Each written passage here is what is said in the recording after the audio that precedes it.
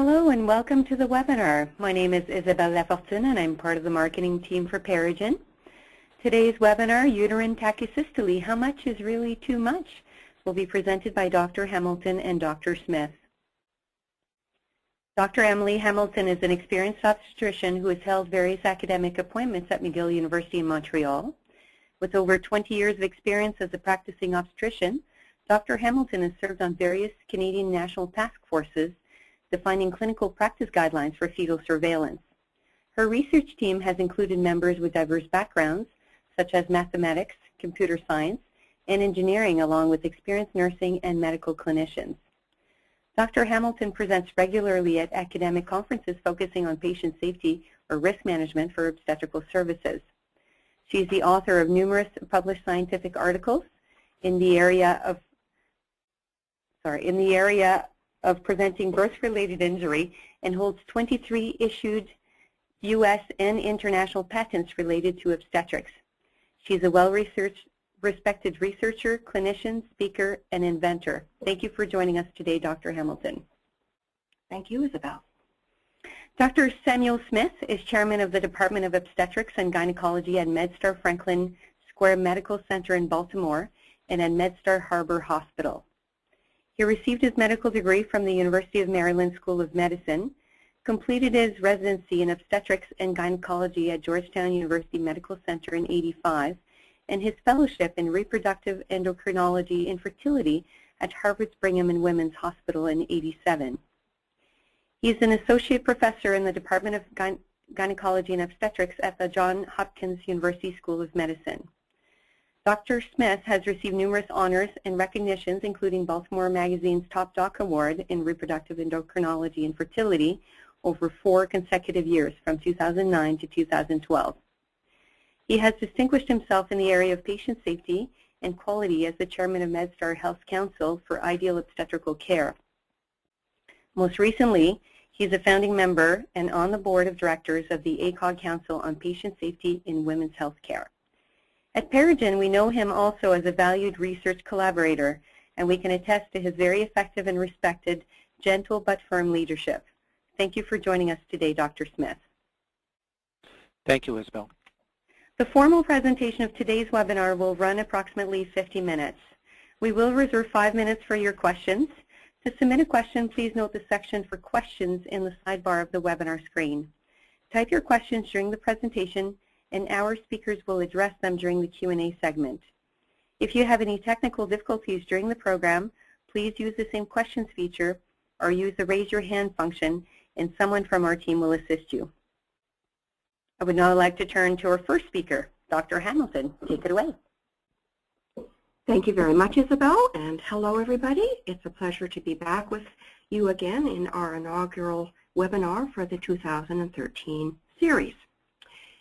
Before you see our presentation outline today. We are going to talk about some conflicting opinions about uterine tachysystole, go over some recently published results regarding clinical associations with uterine tachysystole.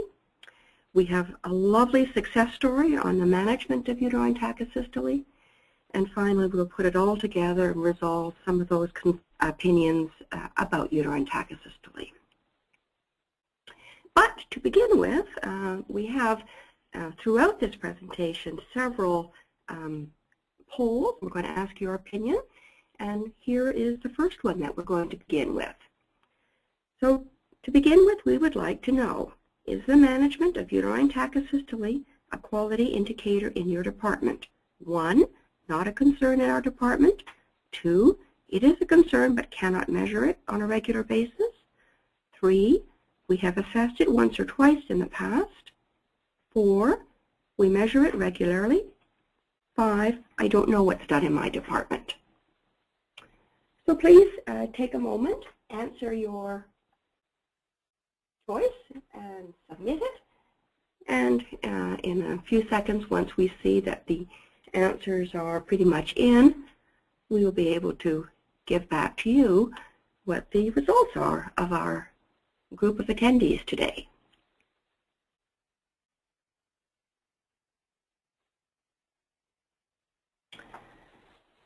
Very good. So we're about to see those results. And, as usual, we often have quite a divergent set of opinions. We do here again. And I could see what I'm not surprised. It is a concern, but it's difficult to measure, and therefore many of you do have trouble measuring it on a regular basis. Thank you very much, Megan. If we could just go back to the presentation now. Well, you're not alone, and I think I'd like to now share with you some other results from surveys that we've conducted in the past. This is a survey which was done with two groups of people. We asked a group of nurses and a group of physicians to rank their most frustrating situations in clinical obstetrics. And you can see them listed here.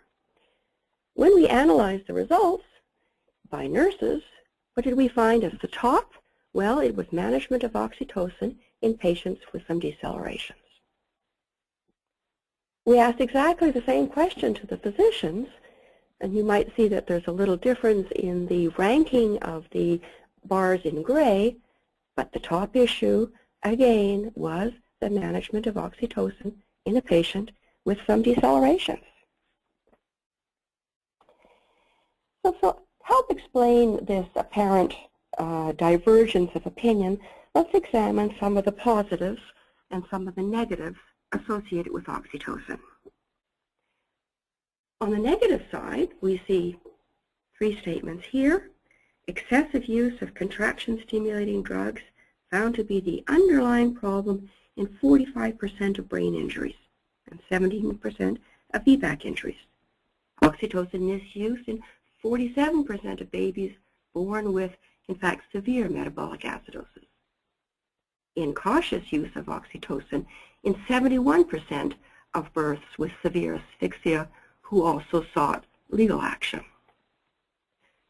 These are the sources of those various statements, and you can see that they are all very reputable authors, and in fact all of those studies are quite large. Let's look for a moment on the positive side. Well, for every 20 patients treated with early oxytocin when dystocia is identified, we will achieve one additional spontaneous delivery. That is, save a cesarean.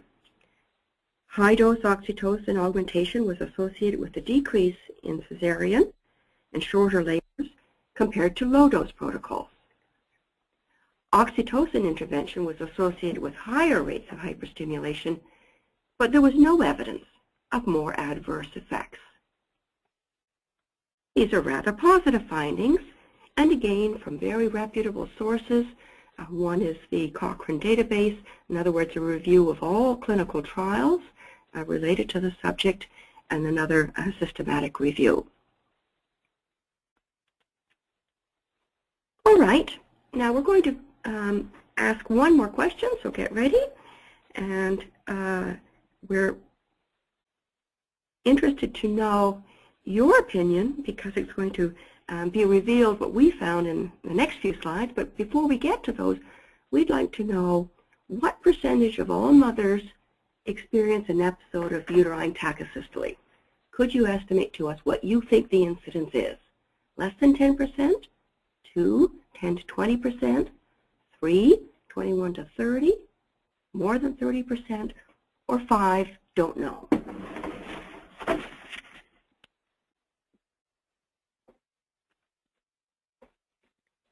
And again, when we see the answers settling in, we'll take a second or two and start to show the results.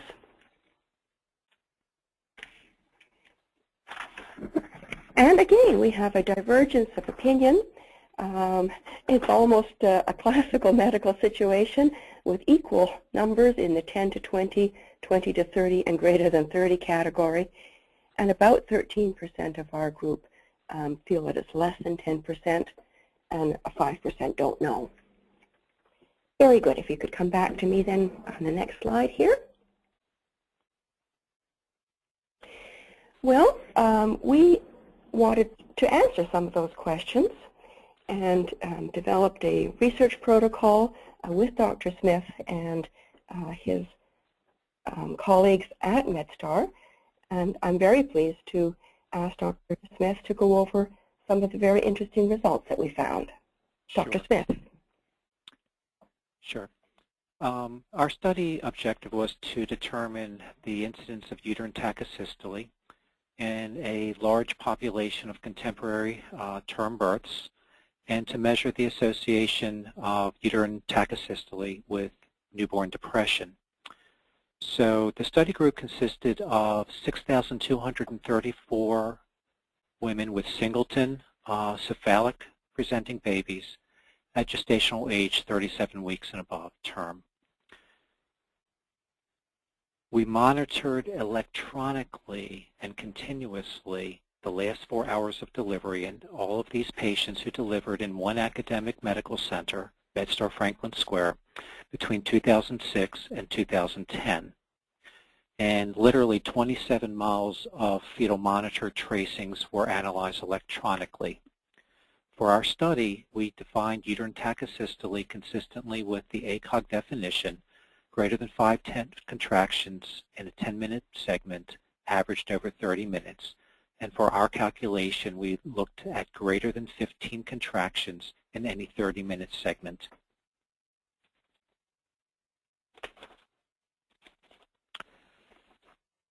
The study sample characteristics are illustrated here. We generally had a young population with a median age of 26, 25th and 75th percentile being 22 and 31 years of age.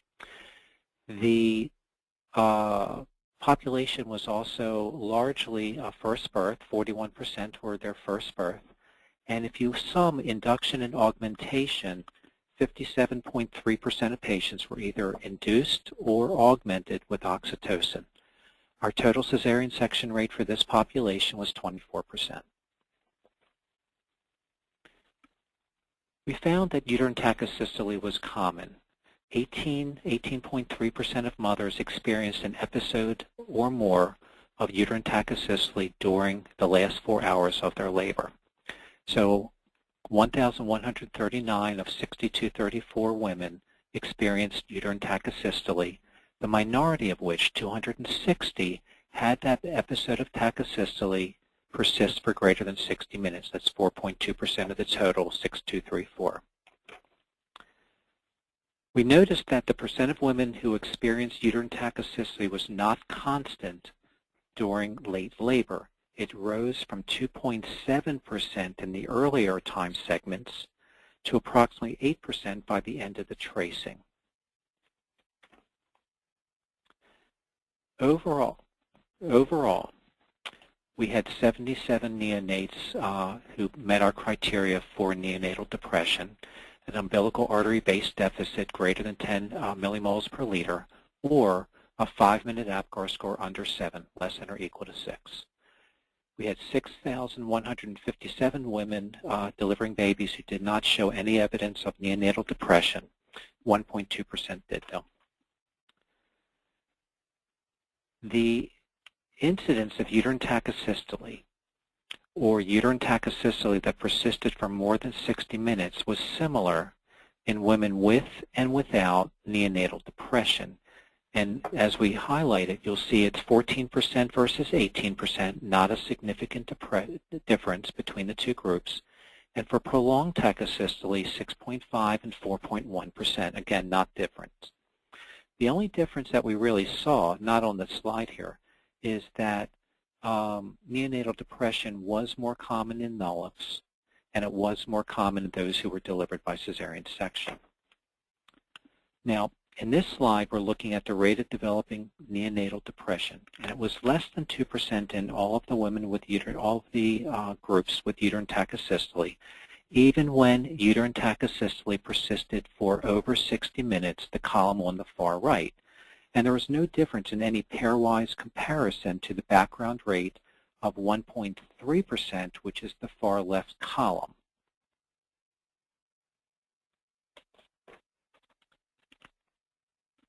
Uterine tachysystole was more frequent in women undergoing either induction or augmentation than those who did not receive oxytocin. And it was more common in the augmented group than in the induced group. The next row that we add is neonatal depression. And you see that the rate of neonatal depression was similar in all three groups by pairwise comparison.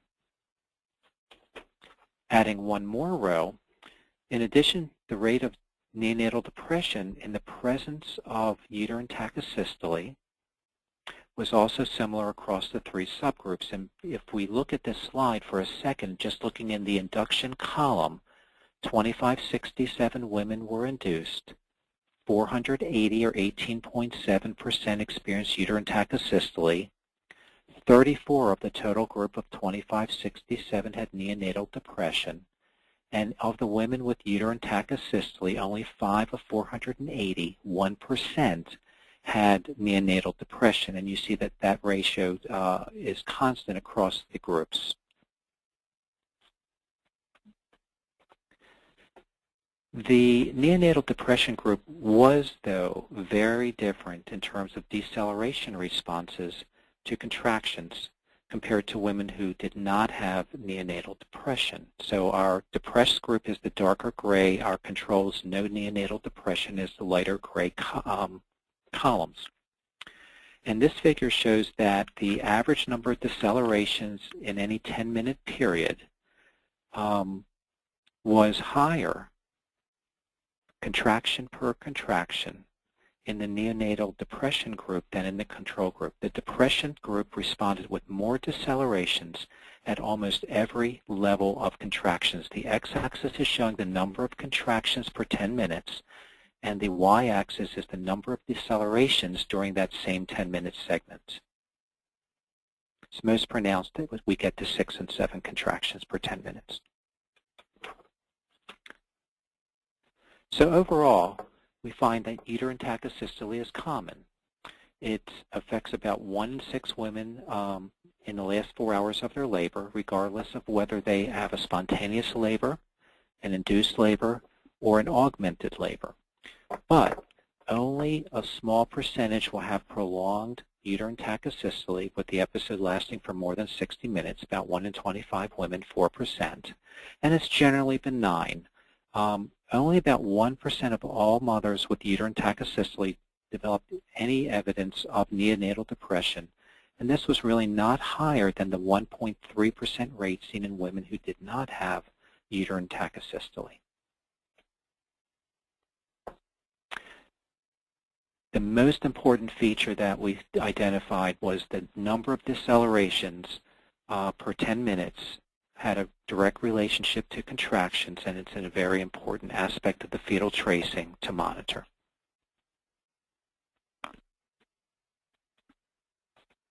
I'm going to turn this over to Emily.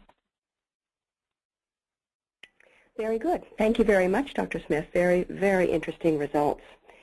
There are a few papers regarding uterine tachysystole. Almost all of them are dependent upon what's written in the nursing record regarding the numbers of contractions. And I'd just like to point out that this is a very different kind of study because we used a computer application to look at these records. Therefore, we could look at every 10-minute segment of every patient for the entire last 4 hours of tracings. That's not humanly possible. You may find these rates of uterine tachysystole a little bit higher than when you look at what's recorded in the medical record in other studies. But remember, we're human. We don't always record when we're driving a little faster than the speed limit. So I just want you to keep in mind when you see these results and you compare them to other results.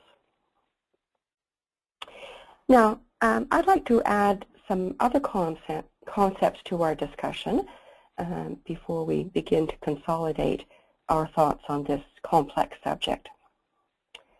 In previous webinars, we've concentrated on the mantra, see it, say it, fix it. This is helpful advice for people at the front line, at the bedside clinical level. However, many of you are responsible not only for your own actions, we all are responsible for our own actions, but many of you are responsible for the quality of care delivered by a whole unit. And at this level of responsibility, we have a somewhat different model. Yes, it's important that clinicians recognize, and we do all sorts of training, and we will show you some other techniques to help clinicians recognize a problem. Today the problem happens to be uterine tachysystole that we're talking about. And yes, it's important that there be a clear message what to do when that situation happens. But at an organizational level, it's also important that there be some accountability, that you're able to measure if people are doing what they should be doing and at the right time.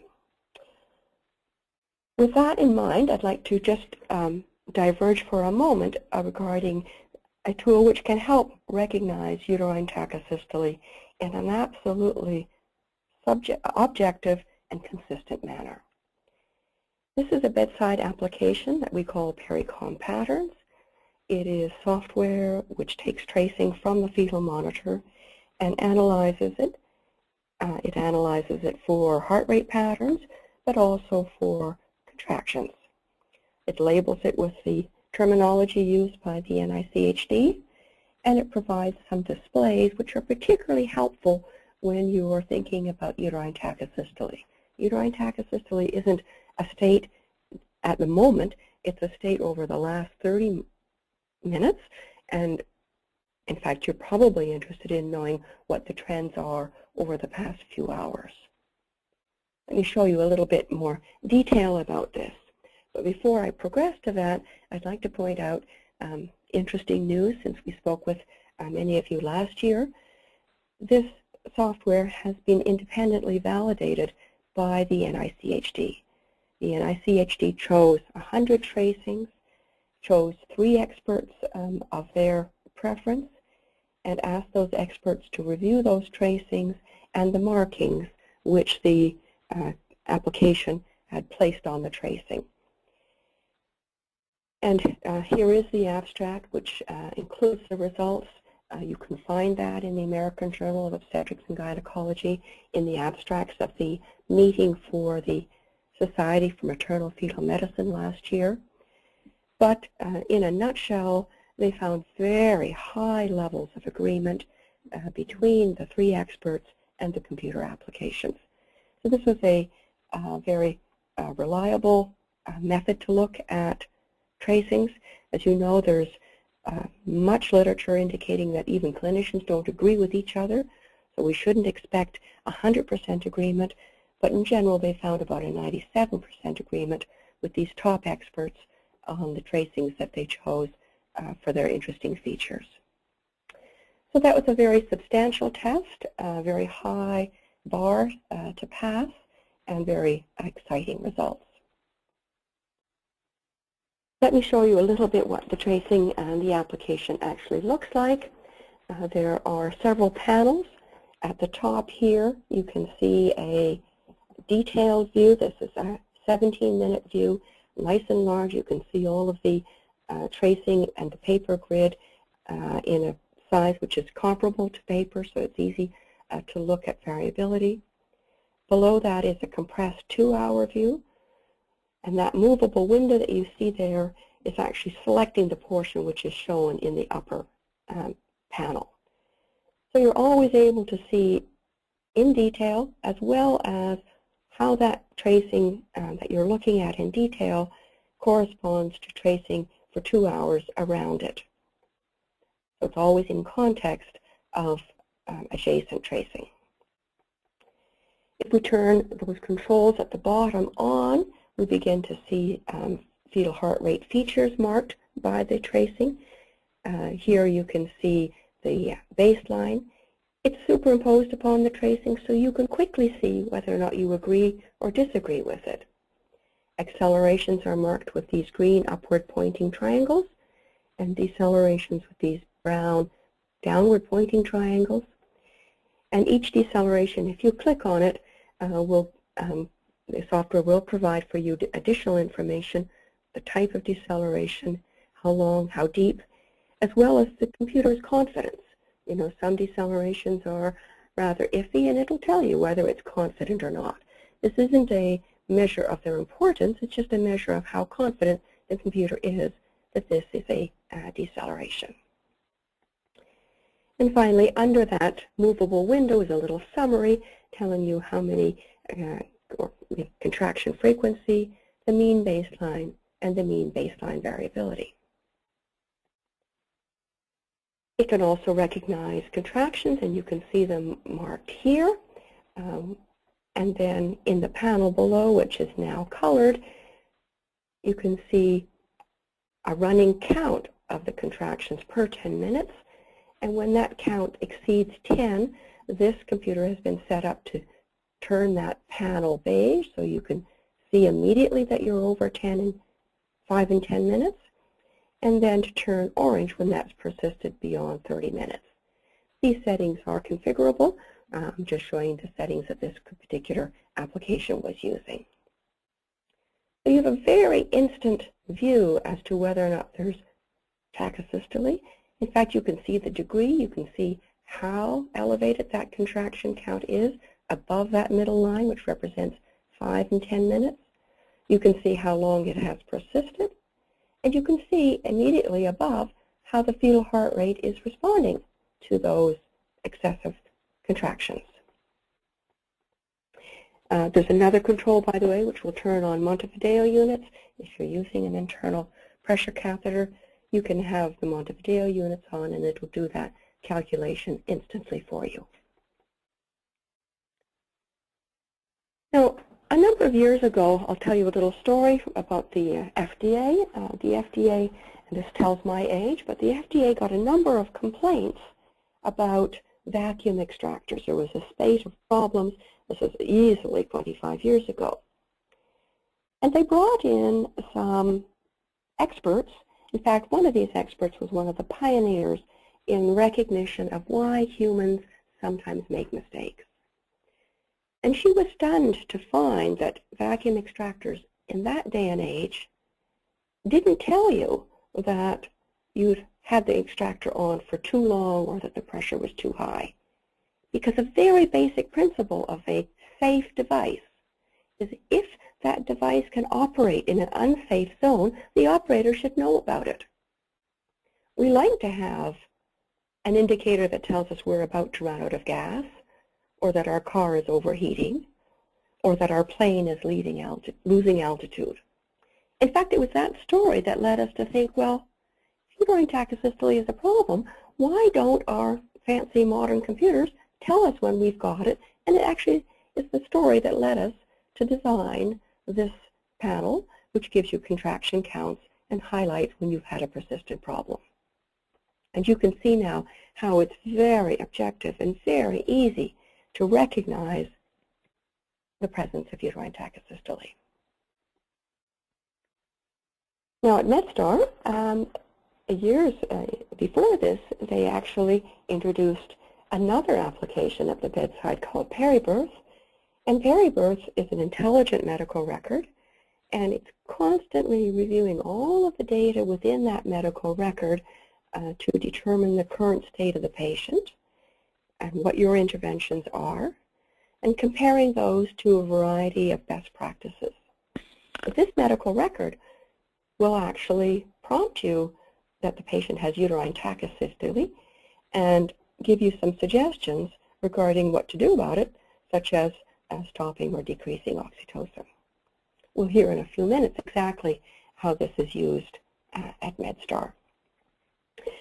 And in fact, Dr. Smith, may I pass back to you, and could you go over the MedStar quality process? I can. Back in 2001, we did a 10-year retrospective analysis of all of the claims, obstetrical claims in our health system. And we identified that the vast majority of the bad baby claims, for lack of a different term, were related to oxytocin use or misuse. So we created our first system-wide guideline in the early 2000s, believing that, as with many medicines, to start low and to go slowly with the dose, to have conservative guidelines on oxytocin use that were built upon consensus from the multiple hospitals and would allow us to care for our patients more safely. And this is before we had an obstetrical EMR, and it's before we had the PeriCALM computer-assisted labor management system.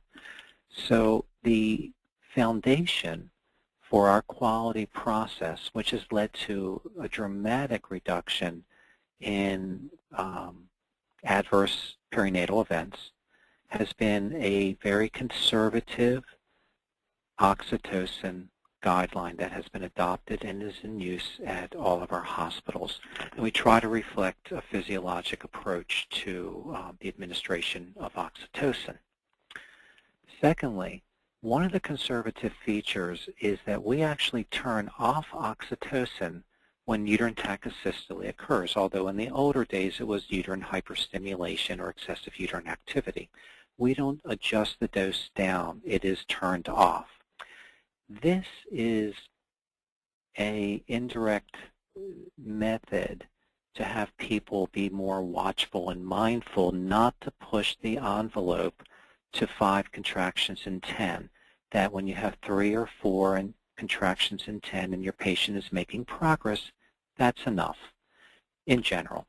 And so people over time have learned to keep their targets more reasonable in terms of uterine activity.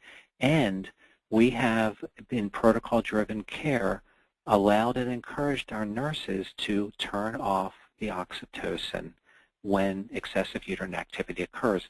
And that would be, with 30 minutes. Generally, they're going to titrate it down before we get to a 30-minute period where we actually hit the criteria. The EMR that we have is wonderful in actually allowing and facilitating real-time data extraction. So we can do unit-specific care, we can do group-specific care, we can do nursing-specific care, and we can do individual provider-specific care in how they're managing and documenting a wide variety of areas of perinatal medicine. In order to get things hardwired, which really does take a long time, it means that you've got to do 3 things. You've got to develop better communication, better culture, and better teamwork, because communication, culture, and teamwork are very strong predictors of perinatal outcome and perinatal mishaps and misadventures. So the stronger your units are in terms of communicating precisely, having a culture that allows candid communication between providers, and one that emphasizes teamwork, the better the unit will be, the greater the patient's safety. All of our providers are required to do mandatory online perinatal education. So any new resident, any new obstetrical provider, any new midwife, any new nurse is required to complete 20 mandatory hours of perinatal education, 12 of which are related to fetal monitoring, and the other 8 are related to hemorrhage, operative vaginal delivery, and shoulder dystocia management.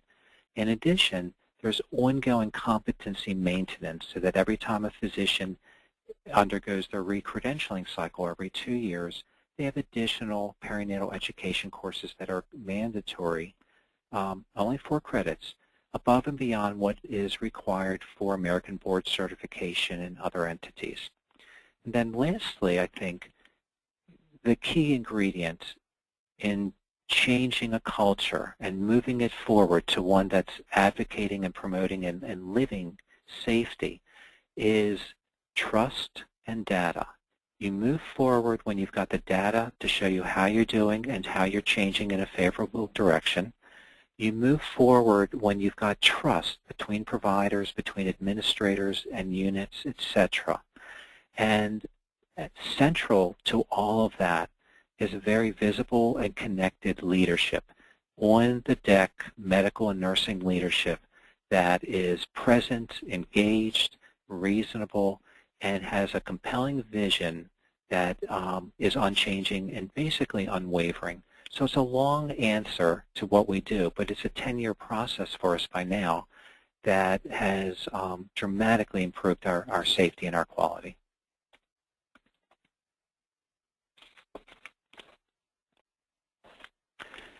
And here's just an example of some of the reports. These are nice visual reports.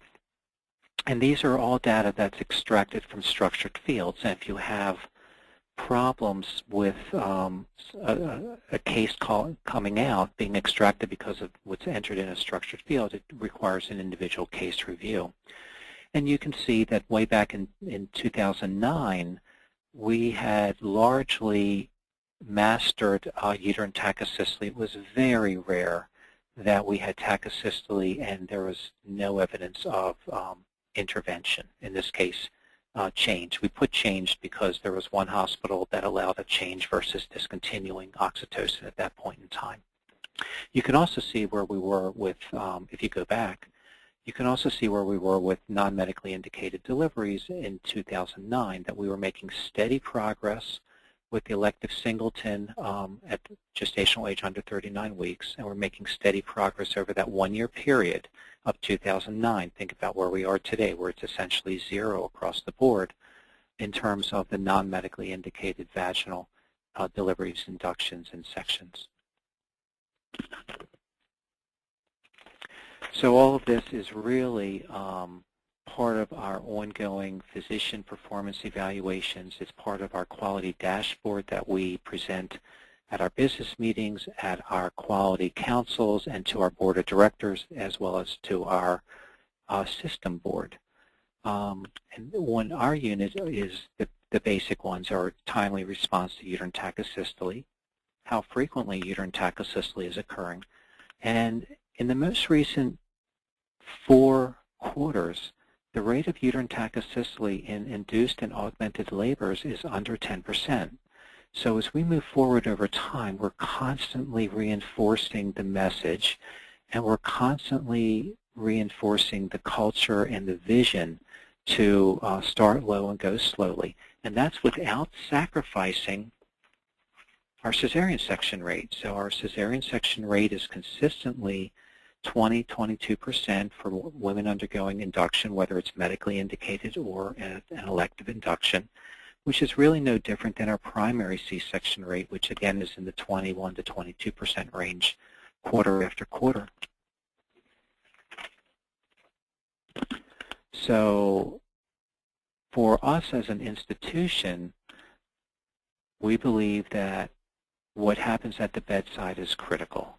And intelligent bedside computing, documentation, and management using clinical protocols, using protocol-driven care is excellent. And having bedside clinical decision support in the form of an EMR is even better. It's, again, no different than any other safety tool that allows you to know when you're heading off course before you actually go through a barrier.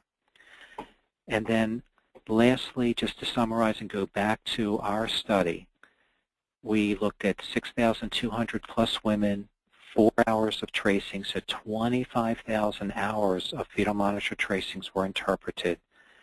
We found that uterine tachysystole for that period of time of 2006 to 2010 was relatively common both in spontaneous and in induced and augmented labors. It was generally short-lived, and it was 99% benign in that there was rarely or uncommonly a serious adverse maternal outcome. Before the slide is changed, though, I also, in anticipating questions, we also looked at a small number of babies born during that 4 years that had extreme neonatal depression. There was a total of 28, as defined by a umbilical artery-based deficit that was higher, greater than 12, or a 5-minute APGAR score that was even lower, less than or equal to 3. And even though by contingency table analysis this doesn't lend itself well in terms of power, the rate of uterine tachysystole in the group that was very depressed was just under 11%. Not statistically better, but certainly not inferior to the overall rate of induced patients, augmented patients, and spontaneous laboring patients.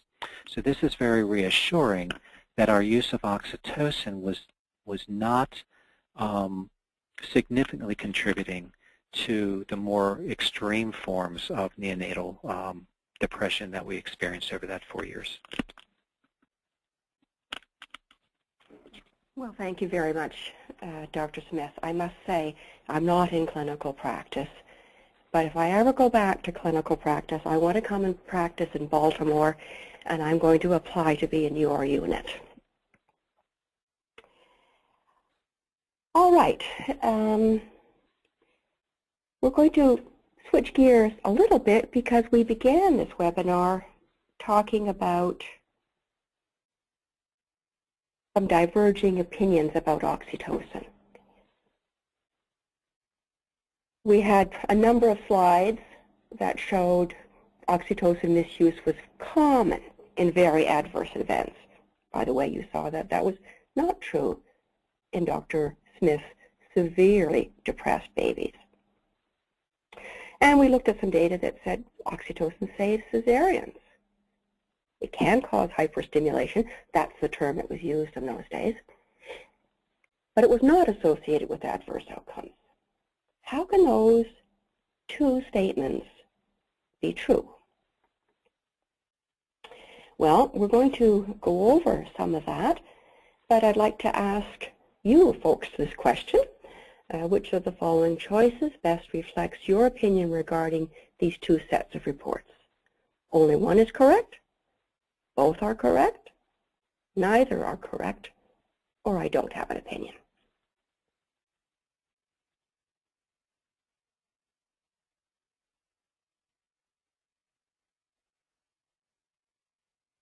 All right, and the answers were, both are correct.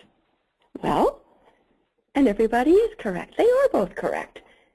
Now let's try and explain how it can be that those both are correct. Well, to do that, we're going to look at the paper by Johnson because of all of the papers that I looked at, it's really the most informative for answering this question. It was a very large study, 28,000 plus babies, and they did routine umbilical artery gases. In that 28,000 plus, there were 161 who had severe metabolic acidosis, defined by a pH in the artery under 7.05 and a base deficit over 12. So no question about it, very severe. And he excluded, by the way, catastrophic OB events such as abruption, cord prolapse, or eclampsia. And what did he find? Well, remember, this is the study that talked about oxytocin misuse being present in 47% of their babies with severe metabolic acidosis. And that's what this pie chart shows here. Now, he looked at a sample of babies that were normal, did not have any of these conditions, and you can see that that yellow segment is much smaller. It's 13% in the babies that were normal. But oxytocin misuse doesn't necessarily mean uterine tachysystole. It may mean simply that the oxytocin was increased at a rate higher than what was written in their protocols. So only a portion of that 47% had uterine tachysystole, and you can see that here in the bright red. So in the metabolic acidosis patients, about 19% had both oxytocin misuse and uterine tachysystole. And if we look at the normals, we'll see that that red segment is also present, but it's a much smaller proportion, and of course overall it's much smaller. Now, we saw from Dr. Smith's presentation that you could have uterine tachysystole without even using oxytocin. And that's what's shown in this sort of brown area. So the bright red and the dark red are both cases of interest to us. They have uterine tachysystole, but particularly the bright red because that's where there's a question of iatrogenicity, that we caused it by the oxytocin that we were delivering. And again, if we look in the normals, we can see that brown segment is also present, but much, much smaller. Well, what happens now if we look at not normals or abnormals, but everybody, the way Dr. Smith and I did in that study? We looked at everybody. We divided them out into different groups, but we also looked at the whole population. Well, this graph looks fairly similar to the normal ones that you were seeing on the right before, because most of our patients are normal. There's a small number that had oxytocin misuse and UT, about 3% in the Johnson study. Another 3% that had uterine tachysystole without any oxytocin misuse, and that included no oxytocin at all. And what's this little yellow segment down here, this tiny little yellow sliver?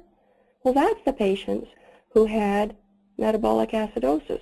So all of those bad things that we were talking about earlier with the negatives related to oxytocin are actually found in this very tiny little segment down here with the patients with metabolic acidosis.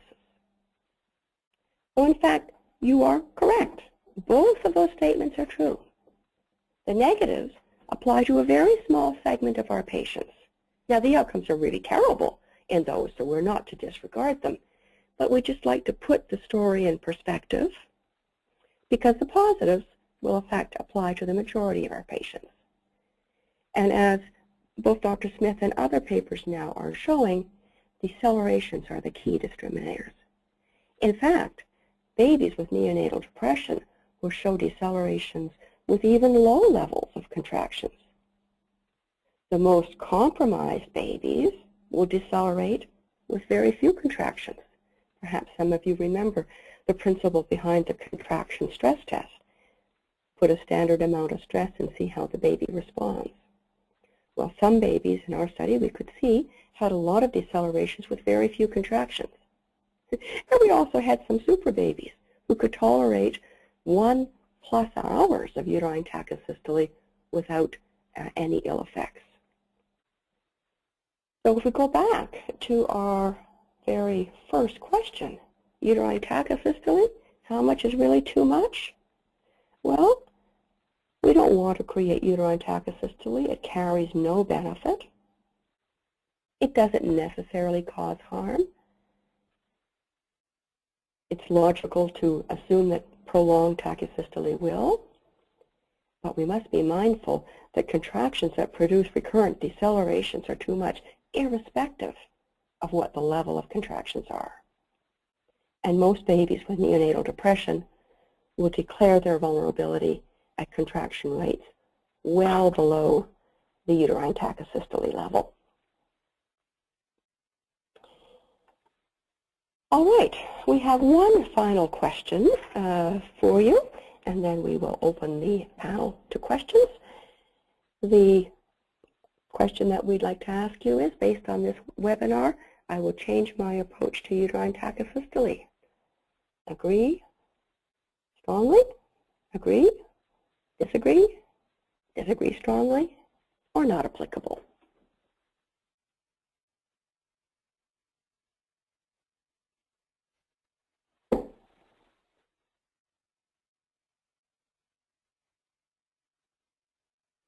Very good. Well, thank you very much, ladies and gentlemen. That's very encouraging to us that you have found some pieces of information of this webinar useful.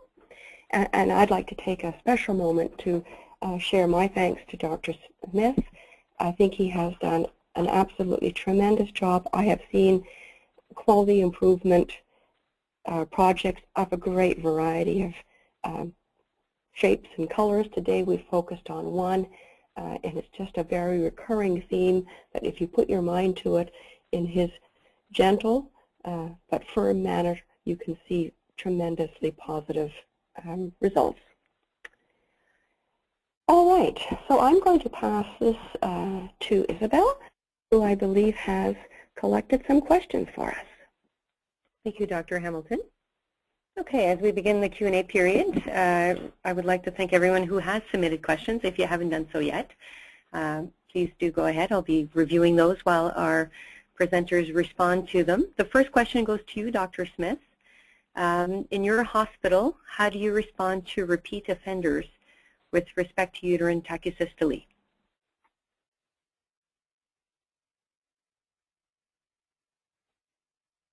Could you please unmute Dr. Smith, Megan? Okay. Thank you for unmuting me. We basically mute them. We have very little in the way of repeat offenders. There's a tremendous amount of peer pressure to do what's right. Cases where they are deviating from the accepted guidelines and policies and protocols do go before peer review, where general OBGYNs are reinforcing the concepts of good care or ideal care. And so over time we have very, very, very few repeat offenders. And on occasion we get someone who deviates, but that's handled on an individual basis, and it's just a matter of adhering to the culture that has developed and is sustained. So for us, it's not much of a problem. Years ago, though, you did have repeat offenders, and I'm not talking 3 or 4 years ago. I'm talking more 5, 6 years ago. There were repeat offenders, people who wanted to push an envelope, couldn't understand that less is generally better. And what we have done is managed it in those days on an independent level. It was generally a chain of command was initiated when a physician wanted to do something that was outside of the guidelines, such as turn the Pitocin up themselves. Well, physicians nowadays cannot touch one of the smart pumps and adjust dosages in any of our hospitals. That would be more or less grounds for a disciplinary or corrective action. But in those days, some of the docs would go in and they would make their own adjustments. And sometimes the nurse didn't even know. I'm not going to say that those physicians were dealt with in a punitive manner, because we don't want to do this, but each one was reviewed with me if I thought it was a serious deviation. And they were presented with opportunities for improvement. And basically, whenever we had someone doing things, it was presenting them with their opportunities for improvement and the expectation that they will improve. Lack of improvement is not acceptable, though. And so the mindset was that we were going to teach our young, and we were going to retrain or retire the older providers who weren't trained more recently. And that worked very well. We were able to retrain basically everyone to follow the guidelines without compromising their care, without prolonging their labors. And I would say that over the years there have been an isolated 1 or 2 that we retired. Great. Thank you. Dr. Smith, I'll ask you another question. What causes UT with no oxytocin? That's mom's physiology. If it's not due to an abruption or something along those lines, it is the mom's physiology. Much of the UT, in my opinion, is going to be the high-frequency, low-amplitude contractions, and you'll see that, and oftentimes not related to any abnormalities. So if you look at the total month of the day units in a 10-minute or 30-minute period, it's certainly enough to stimulate cervical change, but nowhere near an excessive amount of 300 month of the day units. So that's the most common thing, just the mom's physiology in the absence of something that's really irritating and causing those contractions like an abruption. Okay, thank you so much. Now I will redirect the other question to Dr. Hamiton. We know decelerations are common. Are some deceleration responses more important than others? Yes, absolutely. If you remember that graph that Dr. Smith showed with the gray columns, even patients who delivered with absolutely no signs of depression, they would have some deceleration. So the presence of a deceleration itself is of concern, but it's the recurrent decelerations, especially if they are large variables, late decelerations, and if they are increasing in depth and duration, and if there's, of course, a change in heart rate variability. So all decelerations aren't the same. Those are the ones that are the more concerning. Excellent. Okay, so now I think we have time for one final question, if I may. Perhaps we can squeeze in two. I'm not sure, depending on how long this. I will direct this question to Dr. Hamilton as well. There's a theory presented in courtrooms that uterine tachysystole itself harms the baby's brain. Can you comment on that, please? Well, I've never been in court and heard that directly, but I've certainly heard it indirectly. There's this, there's a lot of literature about the harm of uterine tachysystole, and so there's a presentation. Well, everyone knows that this is bad, and they're present here, and I've got a damaged baby. Therefore, it was the uterine tachysystole which was squeezing the baby's head and causing injury. Well, it's not as simple as that. Remember, we found uterine tachysystole present in about 18% of patients in the women who delivered with absolutely no signs of neonatal depression. So it is not simply the uterine tachysystole. It's how much, how long, what's causing it, and how the baby is responding. So absolutely, uterine tachysystole alone doesn't cause injury. The baby will tell you, we're not advocating uterine tachysystole, but let's put it in its proper perspective. I agree completely. Uterine tachysystole without progressive category 2 tracing and other concerning features would not be related to an adverse perinatal outcome. Great. Do we have time for one more question? I do. It's a very interesting question, Sam. I'll just read it to you. Do you consider the continued increase of oxytocin, despite adequate cervical change, a misuse? Depends what you consider adequate cervical change. And so, an adequate uterine contraction pattern is generally defined as 3 contractions in 10 minutes, averaging around 25 millimeters of mercury above baseline. But as labor progresses, it encompasses a wide range of uterine activity. So we do give targets that we want contractions to occur every 2 or 3 minutes, 60-second duration, moderate intensity, et cetera, et cetera. And I do not have a problem with a mild increase in uterine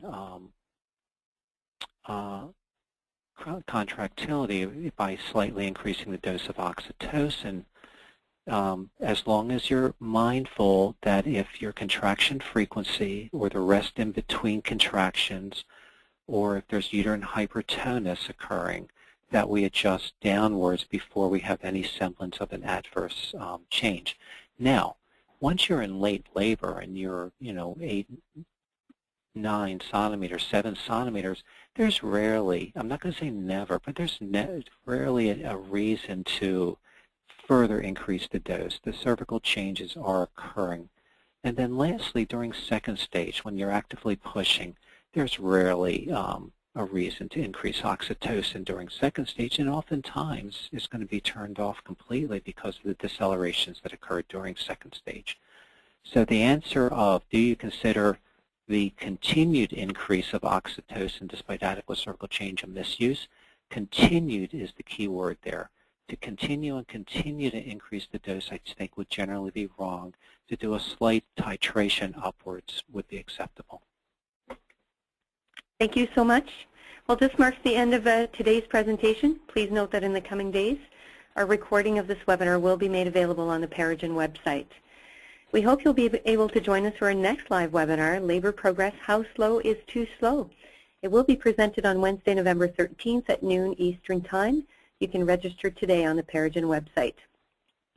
Now, related to that webinar, if you have an interesting labor dystocia case that you would like to submit to us ahead of time for analysis and possibly for us to share during the webinar, please email me at isabelle.lafortune@perigen.com for more details. Last but not least, I would like to thank our speakers, Dr. Hamilton and Dr. Smith, for being with us today. We'd like to thank you, our attendees, for your time and participation. We hope you found this webinar insightful and pertinent to your clinical practice. Thank you, everyone, and have a fantastic day.